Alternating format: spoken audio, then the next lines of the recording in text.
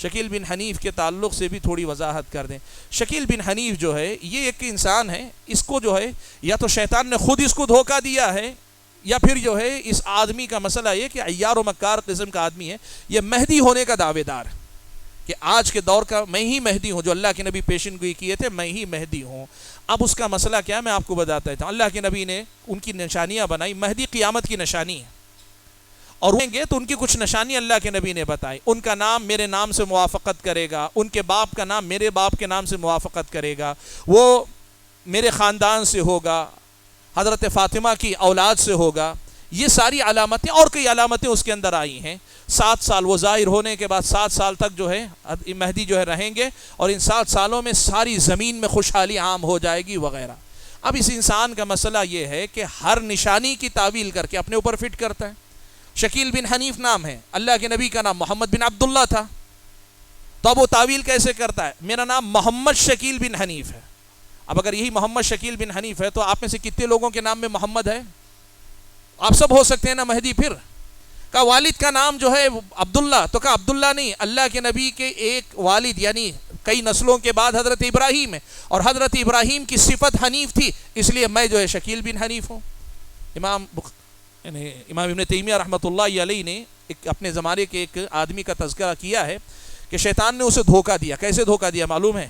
بہت نیک انسان تھے وہ، تو ان کے پاس آیا شیطان نے، آ کے ان کے دماغ میں وسوسہ ڈالا، کہا تم ہی مہدی ہو. ابن تیمیہ نے لکھا ہے کتاب الفرقان بین اولیاء الرحمن و اولیاء الشیطان میں ابن تیمیہ نے واقع لکھا ہے، کہا تم ہی مہدی ہو.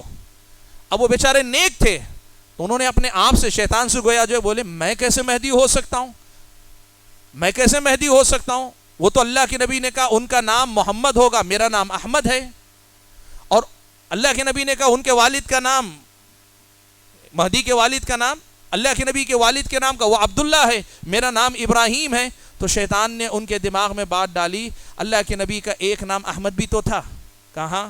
کہا اس کے بعد اللہ کے نبی کے آبا و اجداد میں حضرت ابراہیم بھی آتے ہیں، تو وہ محمد بن عبداللہ تھے، تم احمد بن ابراہیم ہو، دونوں ایک ہی ہیں. علامہ ابن تیمیہ کہتے ہیں جب اس نے یہ بات ان کے دل میں ڈالی، دوسرے دن انہوں نے دعویٰ کر دیا میں ہی مہدی ہوں.